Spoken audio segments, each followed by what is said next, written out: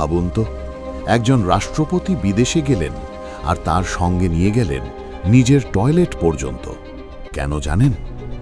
যখন Vladimir Putin কোনো বিদেশ সফরে যান, তখন তার থাকার পুরো হোটেলটাই যেন ছোট একটা রাজনৈতিক সম্মেলনের কেন্দ্রে পরিণত হয়। চারদিকে কঠোর নিরাপত্তা, প্রতিটি নড়াচড়া নজরদারির মধ্যে, সবকিছু নিয়ন্ত্রিত, পরিকল্পিত। এমনকি হোটেলের সাধারণ টয়লেটও তিনি ব্যবহার করেন না। তার টিম সঙ্গে করে নিয়ে যায় বিশেষভাবে তৈরি একটি পোর্টেবল টয়লেট সিট।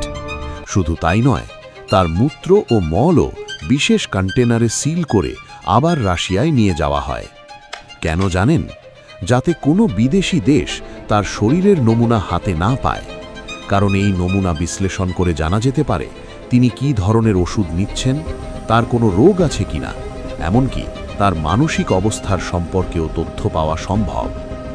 এবার আরেকটা বিষয় দেখুন, যখন কোনো রাষ্ট্রপতি অন্য দেশে যান, তখন সাধারণ মানুষের মতো ইমিগ্রেশন লাইনে দাঁড়াতে হয় না। রাশিয়ার দূতাবাসের টিম আগেই সব কাগজপত্র, পাসপোর্ট এবং আনুষ্ঠানিকতা সম্পূর্ণ করে রাখে। ফলে প্রেসিডেন্টের যাত্রা হয় সম্পূর্ণ দ্রুত, গোপনীয় এবং নিরাপদ।